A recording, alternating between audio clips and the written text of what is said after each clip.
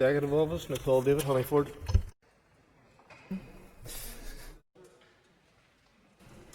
We do not underestimate the importance of having a strategic focus on Europe as our closest neighbour. Following Brexit, our officials continue to explore how best to engage strategically to manage the challenges of our new relationship, as well as to maximise the opportunities it presents. That work has been considered as part of the development of the new overarching international relations strategy, and it will intersect with broader executive and departmental strategies and actions. We live in an increasingly interconnected world, one where developments and decisions elsewhere impact on us directly.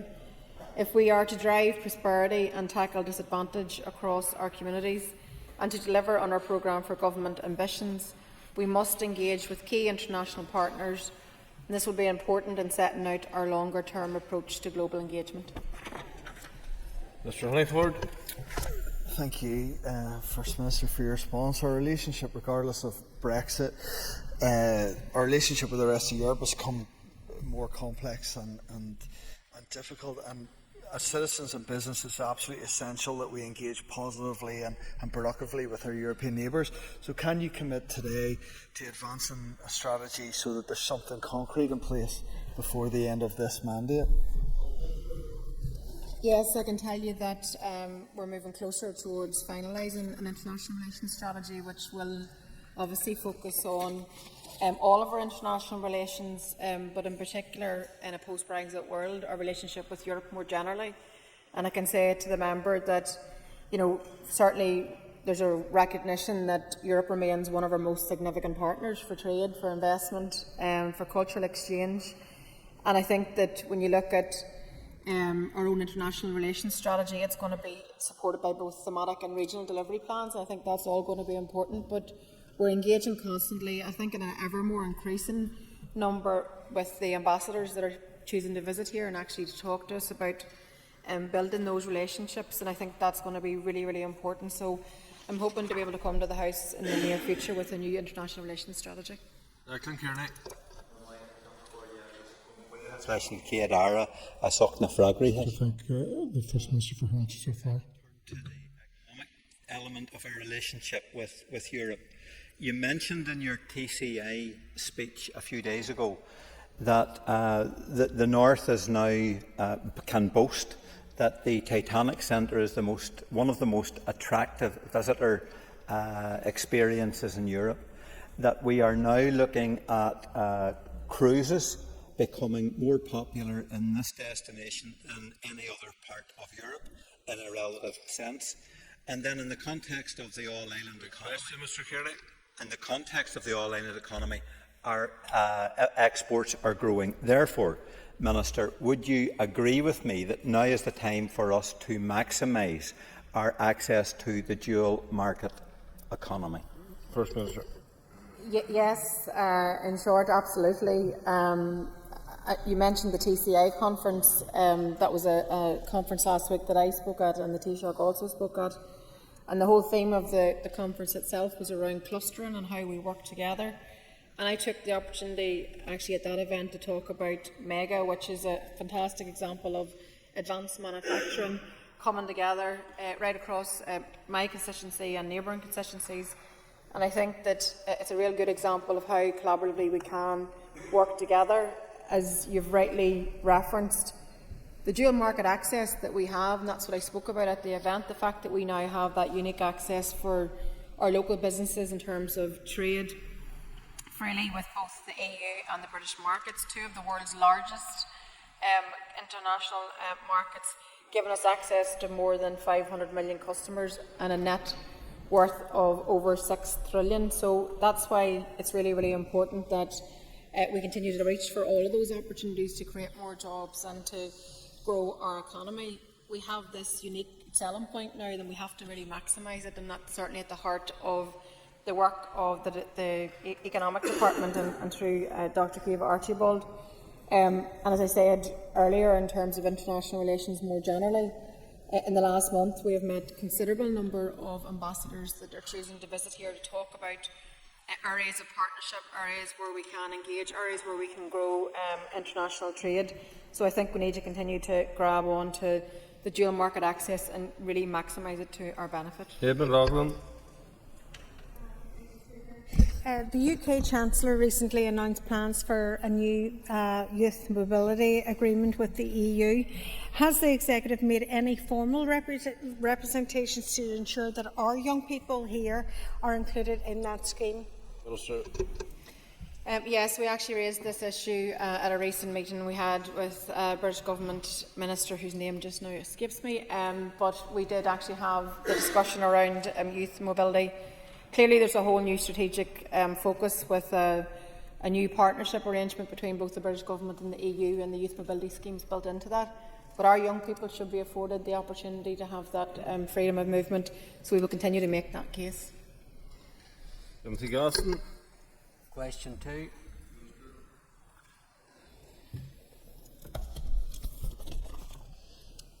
Recent comments quoted within the BBC Borderland podcast are a matter for those who were interviewed. Our department has been representing the interests of victims and survivors for many years.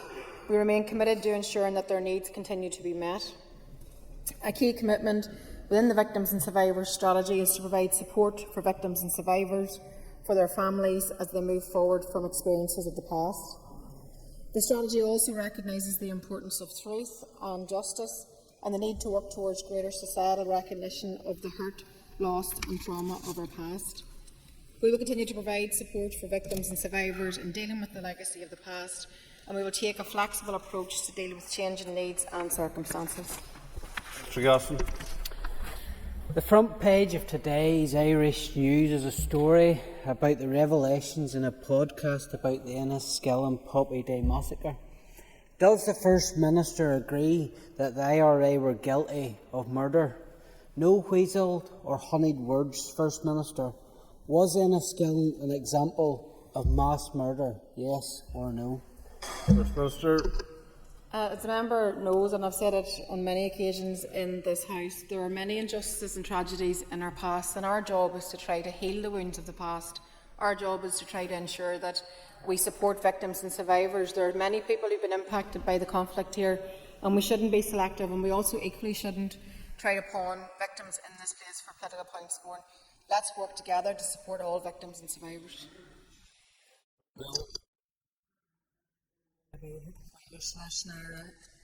First Minister, I know that you have previously acknowledged that every death during the conflict years left a deep legacy of suffering and trauma.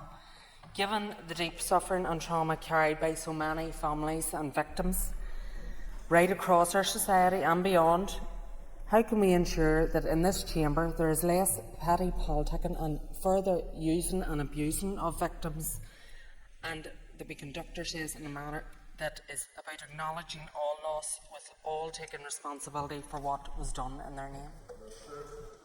Thank you to the member for the question, and also for the tone in which you presented it, because I think it is important that we reflect on the fact that at the heart of this conversation are people who have been impacted by conflict and people who have been hurt, and we must never forget all those that have lost their lives, who've died or have been injured, or indeed their families who still deal with the grief. I've said it in this chamber again many times that I regret every single loss of life in the conflict, and I will work every day with others to ensure that we continue the work of reconciliation, that we continue to support our victims and survivors. But the member is absolutely right to highlight that the pain of victims and survivors should never be used to score points in this place or to reopen old wounds time and time again, week after week. We'd be much better working together in this chamber to try to heal the wounds of the past and actually build a brighter and better future. Cameron. Thank you, Mr. Speaker. The First Minister has previously said that there was no alternative to IRA violence, and her party colleague Michelle Gildernew has now stated that murder was justified. How can victims have any confidence in the First Minister and her party to represent their interests?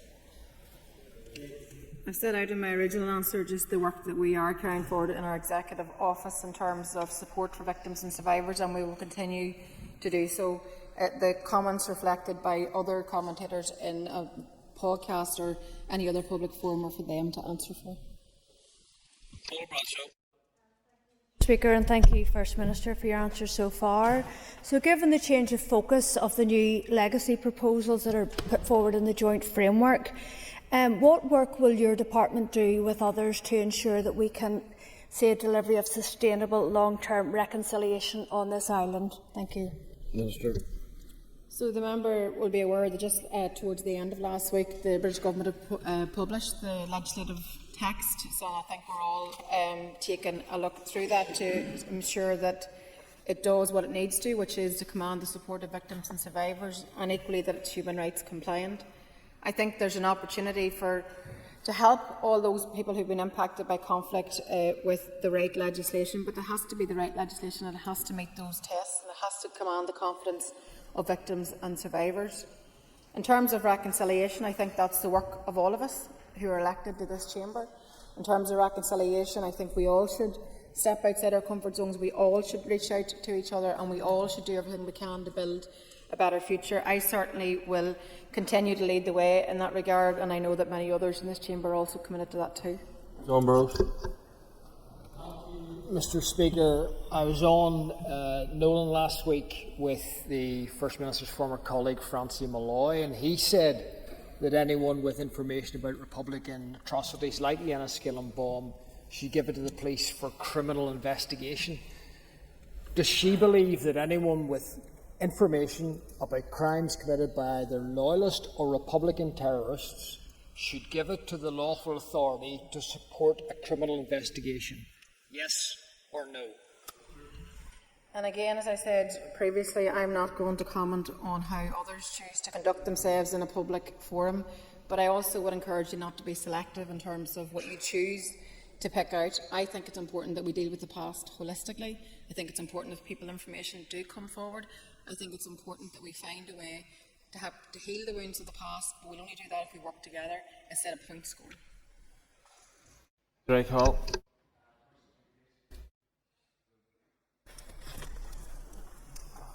The international relations strategy is under development intersect with broader executive and departmental strategies and actions. It will be important in setting out our longer-term approach to global engagement.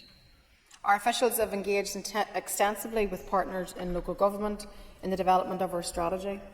They host quarterly discussions with representatives of each of the local councils to ensure a shared awareness of incoming visits and the work of our overseas offices. This encourages local engagement in the development of our international relations policies and design of programmes for visiting delegations. Our officials work to ensure delegations can visit all of our local councils and witness the varied sectoral expertise, tourism offering and opportunities for investment at first hand. We continue to show, or take every opportunity to show, that we are open to partnerships that support our economic growth and deliver outcomes for all of our citizens. Well, thanks, First Minister, for that answer. First Minister, you'll be aware that Belfast City Council earlier this year passed a motion, including with the votes of Sinn Féin councillors, to express objections to Belfast International Airport being used by US warplanes. At least 60 of them went through Aldergrove this year. Can you give an update on conversations with Belfast City Council on this matter and any actions that you've taken as First Minister to presumably express your opposition to this fact? As the member is aware, we share the same position in relation to this. This issue, however, is not something that there will be a joint executive office position on, and therefore the council won't get a joint executive office correspondence. We did receive a letter from the council letting us know just about the motion and inviting comment. The reality is international relations aren't evolved. This is not it's an accepted matter for the British Government.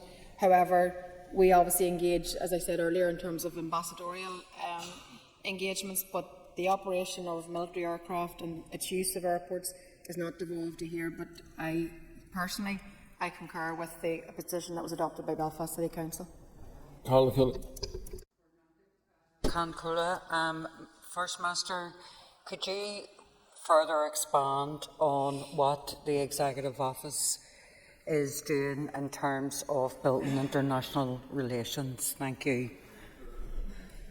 Yeah, as I've already made reference to, like even in the last month alone, the Deputy First Minister and I have met with ambassadors of Germany, Italy, Bulgaria, Romania, Belgium, Finland, Estonia, as well as the EU ambassador to Britain, Pedro Serrano. And in all of those engagements, we take the opportunity to promote our trade, tourism, higher education, digital industries, cybersecurity, fintech, as well as the unique access to both markets.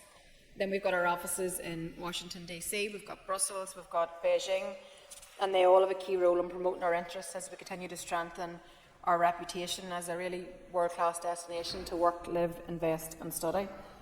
And then we also, on top of that layer, we have the Invest NI offices, 25 offices in key locations globally. So looking ahead, our new international relations strategy will really build upon all of those engagements that currently happen, but then look towards the change in picture in a post-Brexit world, even internationally, and what's happening.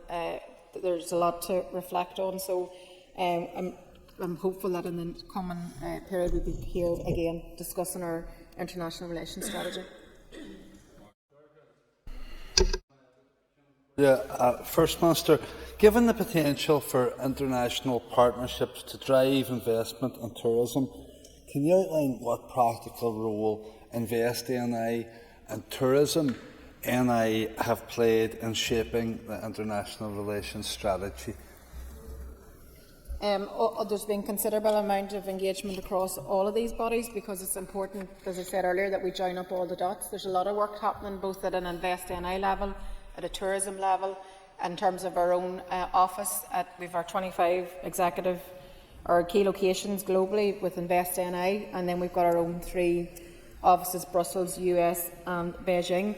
You have to overlay all of those areas of work, and that's what you'll see as the product and the outworking of the investment strategy itself. Kathy Mason.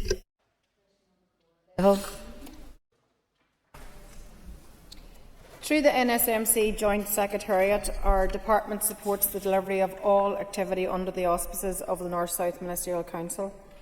The North-South structures are fully operational, with ministers regularly meeting with their counterparts in the Irish Government to take forward activity which benefits both jurisdictions. Just last Friday, we attended what was the 30th plenary meeting of the North-South Ministerial Council, hosted by the Taoiseach in Dublin. We had a very good agenda for that meeting, and we discussed topics including business and trade, infrastructure and investment, emergency planning and preparedness, and ending violence against women and girls, all of which are areas where there are opportunities for us to work together with the Irish Government to deliver better outcomes for our people. We'll be making a full report on that meeting and on the NSMC institutional meeting, which took place on the same day, to the Assembly in the near future. Looking forward then, arrangements are in place to progress finalise full series of NSMC sectoral meetings to take place before the end of the year. And in these meetings, executive colleagues will engage with their Irish Government opposite number to discuss the various areas where we can work together for mutual benefit. Mrs Mason. First Minister, you mentioned that Friday's meeting of the North-South Ministerial Council was indeed the 30th plenary meeting, and this is clearly a very significant milestone.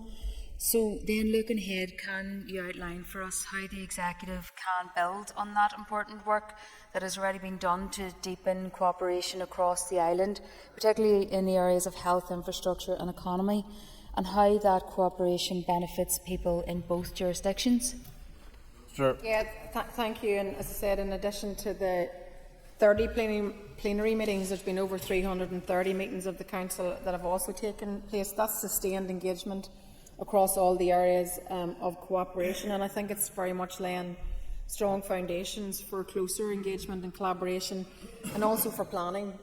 There is so much to be gained from working together on these practical everyday issues and actually improving people's lives, whether that be across health or education. The new area that we're now talking about is how we can collaborate on ending violence against women and girls, something that we share common cause in terms of it being such a huge problem right across our island. But we also talked about emergency planning and preparedness, And if the pandemic taught us anything, it was that we needed to have that really strong collaboration across the island. So looking ahead, I want to see that continue to strengthen and continue to grow those areas. I'm sure that we continue to expand it. And then also we have the Shared Island Fund, which the member will know even in our own constituency in terms of the Narrow Water Bridge project. We have so many projects that are now being advanced as a direct result of that. So that's really good, again, practical cooperation and something that we can build on in the time ahead. Trevor Clark. Question number 5. Since we've been in post, attracting inward investment to help grow our globally competitive and sustainable economy has been one of the Executive's key priorities. As First Minister and Deputy First Minister, we've taken an active role in promoting our region and all that it has to offer as a great place to live, work, study and invest. We've been working together with the Economy Minister and other Executive colleagues to show that we are open for business internationally, but also to support our local companies who contribute so much to driving growth and innovation here. In the last 18 months, we've taken this message to the representatives of the world's leading economies, many of whom have come here to visit us to see for themselves just how far we have come. Just this month, we've met with Italian and German ambassadors to explore closer links between our countries. But in the last year, we've had similar conversations with ministers and ambassadors from all sorts of areas, whether it be US, China, France, India, Japan, as well as leading an academic delegation to North Carolina to build our reputation and attract inward investment. We obviously had the Open back in July, and the eyes of the world were very much on us in terms of promoting us to that global business leaders and strengthen our reputation. So I think we're very much becoming a destination of choice. Mr. Clark. Thank you, Mr. Speaker. I suppose I can be described as being churlish for going back to the podcast where your party colleague made the comments, but of course you would say that that was her comments, not on behalf of the party. However, in response to your other member for West Belfast, I think it is, you talked about Northern Ireland being a world-class destination. How on one hand can we say Northern Ireland's a world-class destination? How on the other hand can we say, in terms of the description you give, which was very glowing in terms of Northern Ireland and in terms of what it has to offer, but on the other hand, your executive colleague is making it difficult for the industry of defence to invest in Northern Ireland. How does those two things square? Well, I don't agree with what you're saying. I think that both right at the heart of the economic plan and project and strategy that the Economy Minister has developed is very much about growing our strong economy. You can see all the opportunities that have been created over the course of the last 18 months since the Executive was formed. We are going to continue to create those opportunities, to create jobs, to grow the economy, to make people's lives better. That's what the strategy is right at the heart of the strategy. And equally at the heart of the strategy is regional balance, ensuring that prosperity is felt right across the board. And I think some of the really good examples of job creation that we've seen in recent days are something to be really celebrated, and we've much more to come. Emma Sheeran. Get glas cyn chwilio agus bwy hysglis yn cyd Arif yn Fregwich. First Minister, I know that creating a globally progressive economy and a sustainable economy is at the heart of the programme for government. Could you outline what work has been done to progress that? Yeah, as I said, our whole focus and our right at the heart of the economic plan is a focus on productivity. It's a focus on targeting resources at 7 high potential sectors, using dual market access to drive export growth and an investment in talent, with a new skills action plan being launched as well. So it's going to take time whenever you're trying to really harness these new investments. It takes a bit of time to sort of see the positive impact of the approach, but we can already start to see that coming through. It's in the 2 years since the Windsor Framework came into effect, export of goods have increased by 2% compared to a decline of 9% in Britain. Cross-border trade between North and South has reached a record 12 billion, up by 7% in 1 year. So that shows you how much things are changing. But our overall economic growth is estimated to have increased by 3.5% over the last year, and that compares to 1.4% in Britain. So I think that's a very strong performance, despite the rising cost of doing business, despite some of the uncertainty, the restricted access to labour, the introduction of the US tariffs, the constraints on public investment being imposed by London. I think this is testament to the resilience and adaptability of our local businesses, as well as the leadership of Dr. Keith Archibald in the Economy Department. Sure, Dixon. So far, First Minister, you'll be aware that the Prime Minister recently, on a business trip, took university chancellors from around the United Kingdom with him. What actions is the Executive Office taking to include our university vice-chancellors in inward and investment to Northern Ireland? So just last year we went to North Carolina and we led the academic team at that, our delegation for that. I think as part of the new international relations strategy there'll be an opportunity for us to look more collaboratively. We're a small part of the world, we all know each other, and one of our strengths is, I think, that connectiveness, that agility that we have where, for example, industry has a need where we can work with our local universities, where we can have a partnership between academia, government and industry, and I think that needs to be really very much at the core of the new international relations strategy, and look for those opportunities where we can actually collaborate and do things together. No, too true. First Minister, I don't doubt, no one doubts there have been lots of photo ops and warm words, but it's the case that people who are going to make investment decisions in this place want to know what the Executive is doing to build road, rail and invest in our crumbling wastewater infrastructure. So all the meetings in the world and all the engagement in the world are to nothing if they don't understand that. When will the investment strategy be published? It's been promised since we came back. There's still no sign of it. When are we actually going to see that document? An immense amount of work has already informed the key themes that have been set out in our currently draft investment strategy, and they were shaped by over 400 engagements, so a very wide range engagement in terms of formal public consultation, finding from equality and needs impact assessments, extensive engagement with departments and wider stakeholders. There are still some key considerations to be worked through in finalising the strategy, and it does remain under consideration, but we hope to be able to bring it to the Executive in the very near future, and the timeline for approval and publication of it will then be a matter for the Executive. Orla Flynn. To number 6, please. We have made substantial progress in advancing and agreeing a new programme for government and secured £1.3 billion of new funding from the Treasury. We've launched the childcare scheme, saving working parents £8 million and expanding support from 15,000 to 24,000 children through a £55 million investment.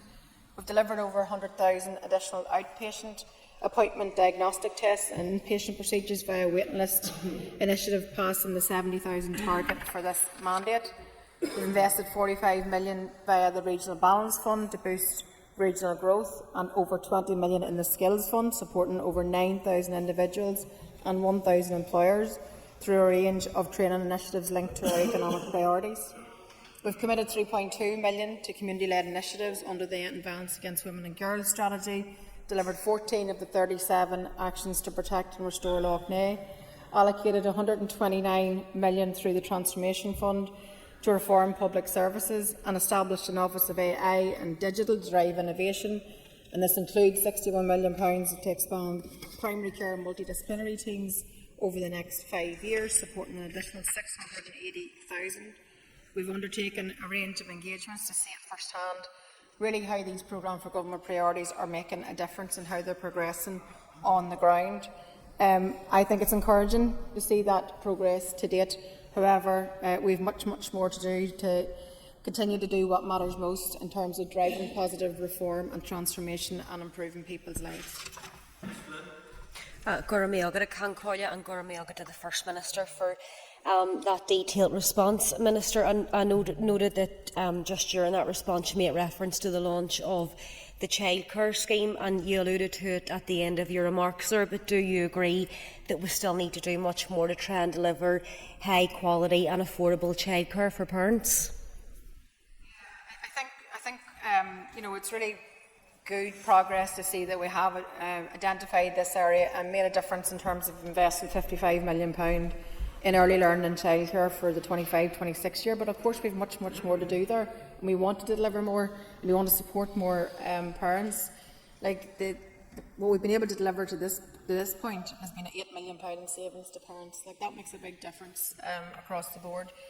But we want to do more. We've obviously expanded the preschool education, and that's going to be expanded even more into September of 2026. So incrementally, I think we are making a difference. I want us to be as ambitious as we possibly can to support working families as they get through, because childcare is one of those things that just becomes the biggest bill in the house, and it's so challenging for so many people. So I think this is an area where there is progress. I believe the Minister for Education will be also publishing the childcare strategy and bringing that to the executive. And it's important to think that gets a chance to then be aired and also have a chance to see how much more progress we can make.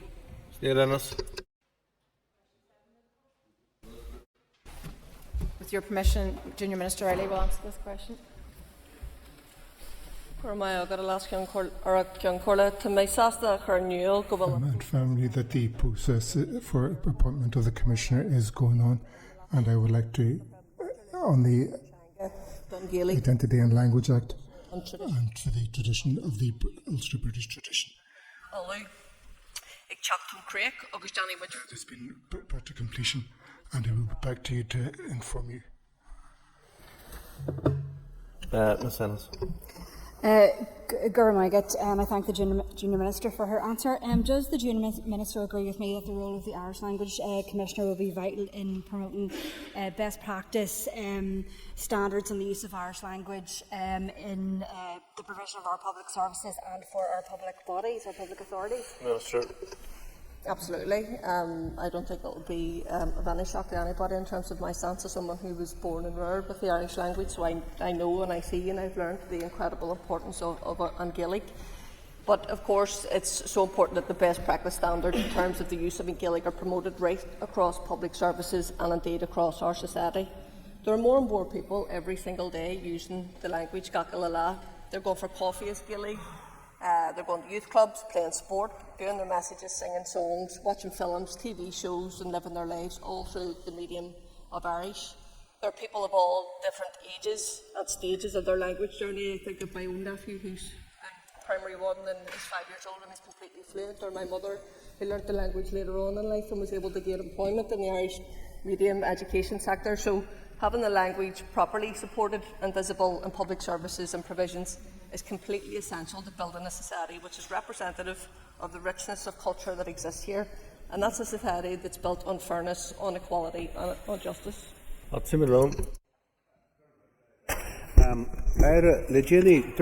Recently, the head of First Gaelic said he was very disappointed about the condition out of the delay in appointing the Commissioner. Can you tell us what is the delay in these appointments on the executive's part? Thank you for that question. There is no excuse for any delay for that appointment. I hope the legislation already exists for the new appointments. Imroy, the rule in the list of Commissioner Shaw. In the appointment of these commissioners, there would be respect, protection, and promotion of the two cultures. Should be the role of those two commissioners. We should be working with them in towards that end. On to topical questions. Call Matthew O'Toole. Thank you, Mr. Speaker. First Minister, it's book week, and I dare to ask for a book recommendation. I know you're a fan, from what you've said in this chamber, of the power of positive thinking. When it comes to the public out there, they're much less positive about delivery by the executive. In fact, there is real concern on a very specific issue. First Minister, can I ask about the delivery of Casement Park? Because the public has lost all trust that vital project in West Belfast is going to be built. You have said repeatedly, almost ad infinitum, that Casement Park will be built and built on your watch. Do you stand by that? And will construction begin before the end of this mandate? Yes, I can say that Casement Park remains a flagship project of this executive, and we are actively working at making it happen. This project must be built for all the reasons which the member is only too aware of, in terms of the economic benefit, in terms of the construction itself, but the investment in Gaelic games is something that's been very long overdue, but I can assure you that I am continuing to work night and day to ensure that it is done. O'Toole, thank you. First Minister, I didn't ask you whether you were working night and day. I asked you if it would begin before the end of this mandate, so I would like a specific answer to that question. And more broadly, is the Environment Minister right that the executive is sliding into backbiting and what he calls a battle a day? Well, two different questions there. Yes, Casement Park is going to be started, and yes, Casement Park is going to be built. And I am going to work night and day to ensure that that's the case. In terms of the battle a day comment, those are words which the other Minister, Andrew Muir, has decided to use. There's no doubt this executive arrangement is challenging, but we're in there every day fighting the good fight on behalf of people. We're in there every day taking on the challenges. We're in there every day trying to deliver for people, whilst others sit on the sidelines and just bicker. Gurmelgad, First Minister, I welcome that you have been a positive and constant advocate for an end to the genocide in Gaza.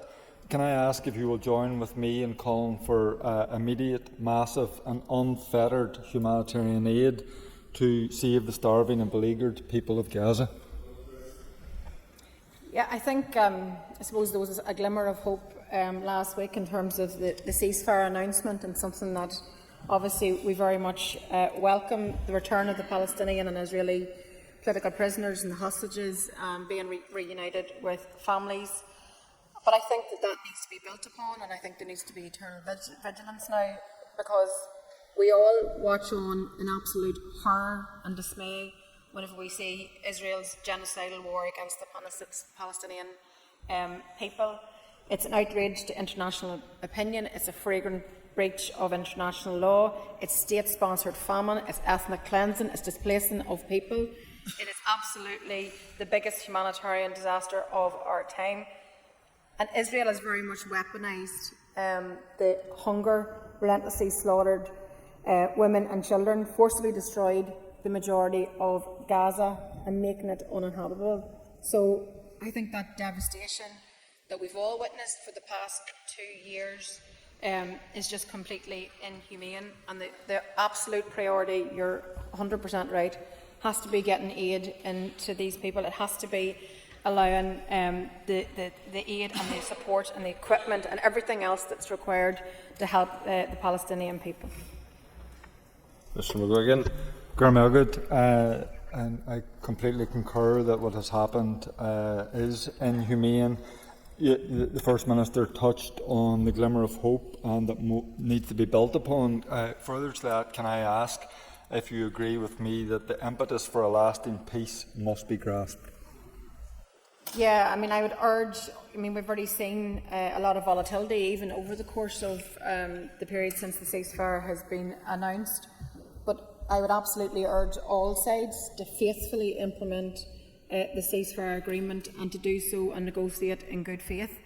This must mark a turning point. It must mark a turning point not just for the people of Palestine, but for people even more widely across the entire Middle East, and guarantee a durable peace process for the Palestinian people and for the wider Middle East, including an independent Palestinian state.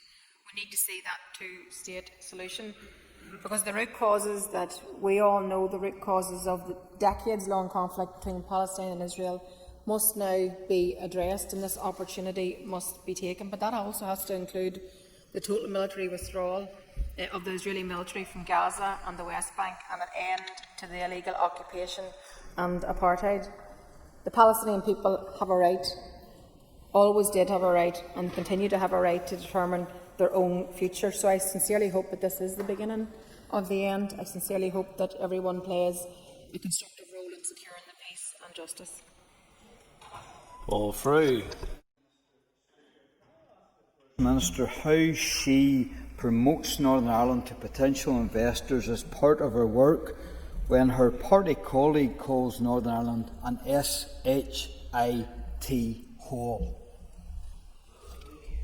Those are not my words, they are not words I would ever use. My job is to try to build a more prosperous society here, to create opportunities, to create employment, to make an inclusive society, to work with others, to govern in the best interests of people. That's very much my focus as everybody's First Minister. I asked the First Minister then to disown her party colleague for the words and terminology she used. I'm very clear in saying I do not concur with those words. They are her words, and I'm not going to answer to someone else's speak.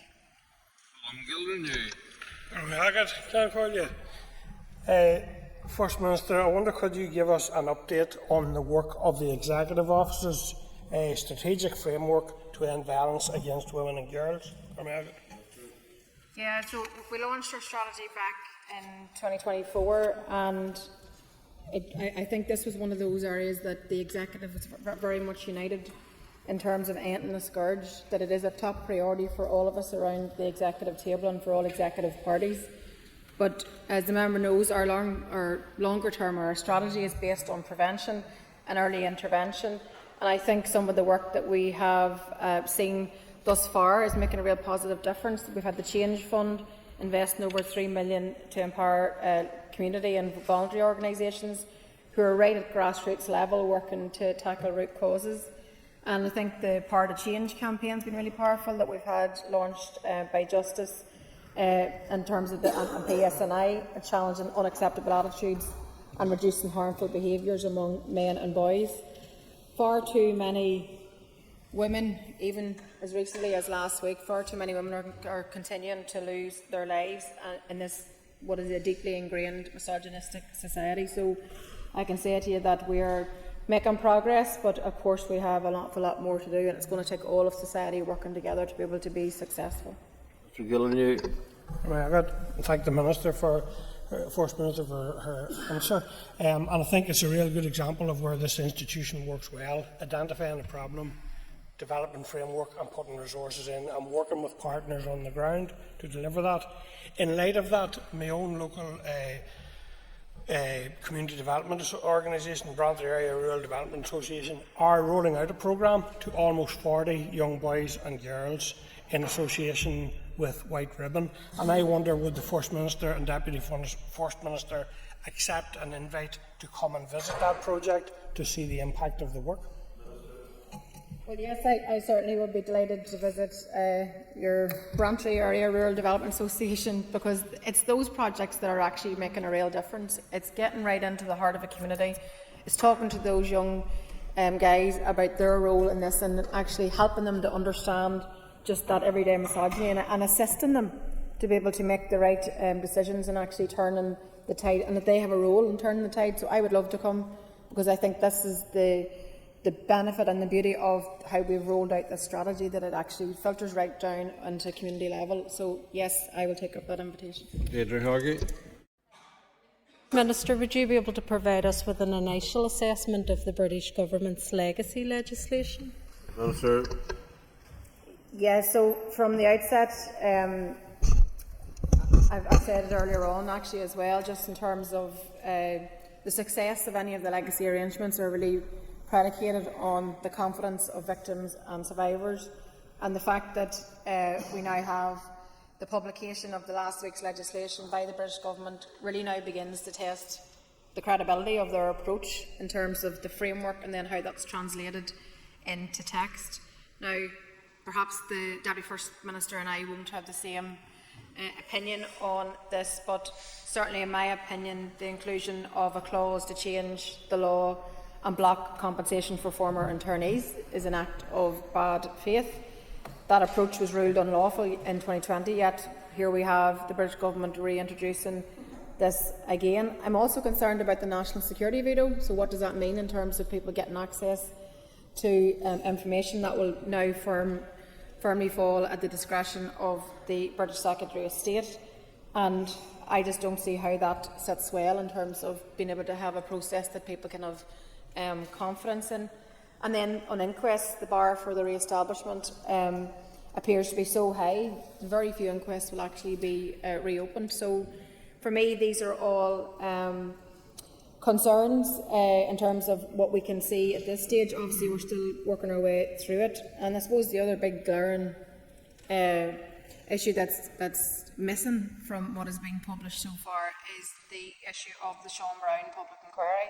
The fact that High Court has ruled 5 times that there must be a public inquiry, and yet and all the British government seem to be deaf to those legal calls. So we're not going to give up on that, and we're going to continue to push the case and to stand with the family. Ms. Hargett. Thanks very much for that, First Minister. And as you said there, the call for an inquiry into Sean Brown, which the PSNI Chief Constable and indeed, as you say, the domestic courts have also called for. So do you therefore believe that the needs of victims in this process needs to be core? Yeah, because they're what it's all about. If we are going to successfully allow victims and families to have access to truth and justice, who have been waiting for far too long to get such access to truth and justice, some for more than 5 decades, then we have to have a process that actually can command confidence, that is human rights compliant, that will enjoy the support of many victims and survivors. And any process in itself has to earn their respect and their confidence, but then it also needs to hold on to their confidence. So I think all of that is going to be tested in the weeks, months and years ahead.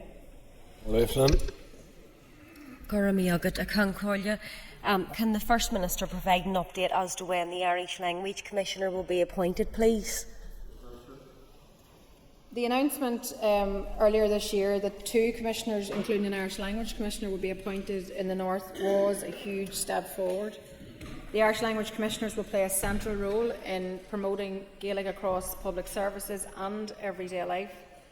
As was said earlier by the Junior Minister, the language is continuing to flourish at the heart of communities right across the North, including within schools and community life, in youth centres. Just generally, it's about enriching people's lives.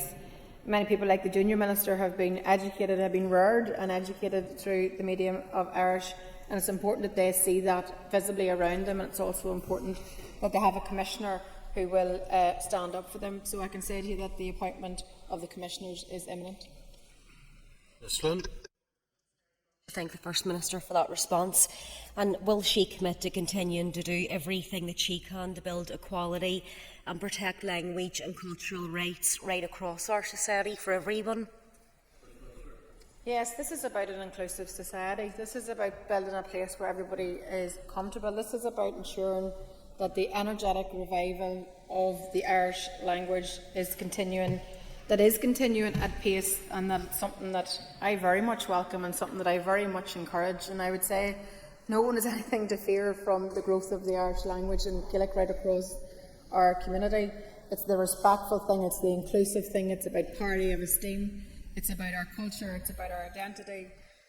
It's very much about who we are, and I think it very much also enhances our society. So we should embrace the fact that we do have a rich cultural tapestry here, and no one has anything to fear from each other's identity and culture and beliefs. It's something that we should celebrate.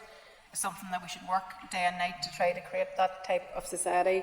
I certainly will work with other ministers to try to build that inclusive society. I want us to work across the executive to expand cultural, to support cultural diversity, to celebrate cultural diversity. It's a very positive thing in any society, and I think that we need to create the opportunities for all of our people right across to learn and engage with their history, with their identity, with their culture, with their language, and the things that are important to them. Speaker. And First Minister, can I take you back again to the issue of victims of terrorism? In December 1996, the IRA came into the Royal Victoria Children's Hospital to target both my husband and myself. Do you consider Nigel and I to have been innocent victims of IRA terrorism? I think the member previously asked me a similar question a number of years ago, and I did invite you to come and have a conversation. Let's sit down and talk about the past. That's the way in which we heal. That's the way in which we try to move forward. So my door is open to you at all times to have a sit down and have a conversation. I think it's really, really important that if we're going to help, never asking anybody to move on, but if we're going to move forward, then we need to have an honest conversation about the fact that there were so many injustices, so much hurt across our society, across all sides. Many lives have been trespassed. Let's try and find a way to heal. I am more than happy to sit down with you and discuss that even further. Mr. Speaker, so once again, the First Minister cannot condemn the actions of the criminals in the IRA. And that is part of the problem here, because she talks about an inclusive society, but she doesn't want to include the innocent victims of terrorism. Do you understand the impact of the eulogising of IRA terrorists is having on innocent victims? I think if we're going to talk about the past, then we must do so honestly. I think it's important that we actually recognise that there are many people out there that caused hurt in our society. And you can't just cherry pick. You don't get to pick who you think is a victim and who isn't. There are many injustices in the past. There are many people in terms of British state loyalists who donned the Ulster Beret. Your own party would know a lot about that. In terms of those who ran weapons and state agents. So let's not be selective. Let's honestly try and find a way to recognise that there are different experiences and different narratives of the past. That's the first step in terms of reconciliation. And let's use all of our efforts to try and build for a better future. That's what I am focused on. I believe that's what the majority of people here in the society are focused on also. Moving on to questions to the Economy Minister, and I call... Okay, take it easy a moment. The Minister gets your place.